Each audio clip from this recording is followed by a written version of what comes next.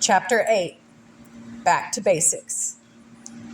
I sit on a man's back, choking him and making him carry me, and yet assure myself and others that I am very sorry for him and wish to ease his lot by all possible means, except by getting off his back. Leo Tolstoy. As that courageous teenager taking those first steps towards moving away from our parents, whether physical or fictional, our first responsibility is to ensure that we can provide for ourselves the basic necessities of life. Our physical vessels require shelter, water, food, and clothing. Part of being independent requires that we acquire the skills and resources to provide all of those basic needs.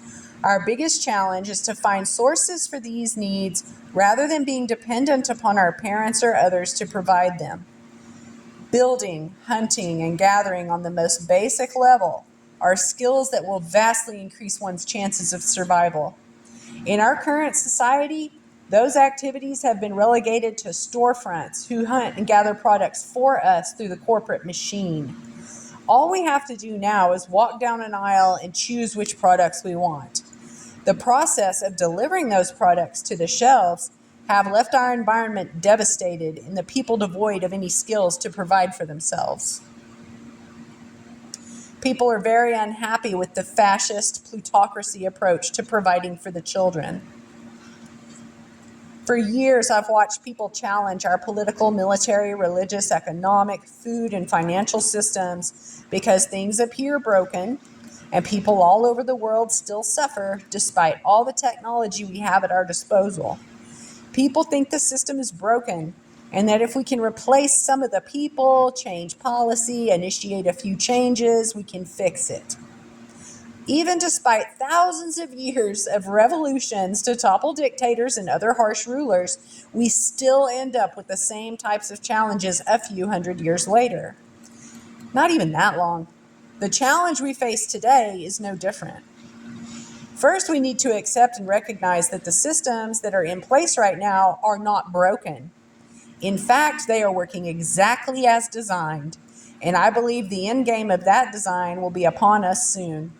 Should we rebel against this current system, which has started already all over the world, and if we don't recognize the root foundations of those systems, then we are doomed to repeat the cycle, and we will not escape the trap that has been set by the power brokers in this world. In order to break this vicious cycle, we must first contemplate the foundations of our current systems and rebuild our lives from a very different paradigm. Yes, that means completely dismantling our relationships and rebuilding them from the ground up. This requires that we get back to the basics so that we can at least survive the transition and then build a whole new way of life after the old system has been dismantled.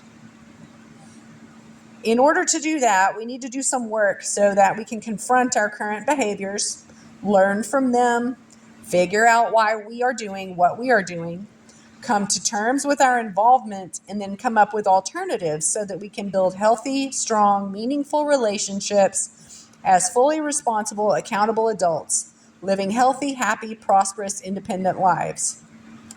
I've put a decade of research into these issues, and the conclusions I've drawn are very simple. One of the foundational principles of our current models is that it is based on scarcity rather than prosperity. The whole corporate model depends on scarcity of a commodity. If there is more commodity than there is demand for that commodity, then the price of that commodity drops, which negatively impacts corporate profits.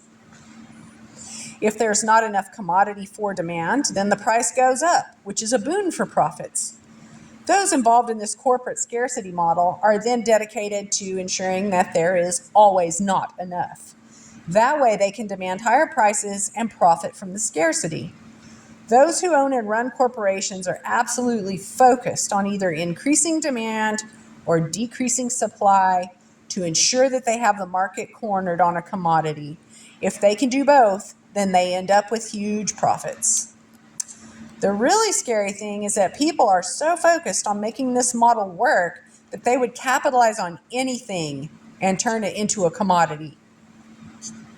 I think most of us would agree that the basic necessities of life in the physical realm would consist of food, water, air, clothing, shelter, and social interaction. It would make sense to most of us that those necessities of life should be available for all. Every single man, woman, and child on the face of this planet requires all of these in order to ensure physical survival.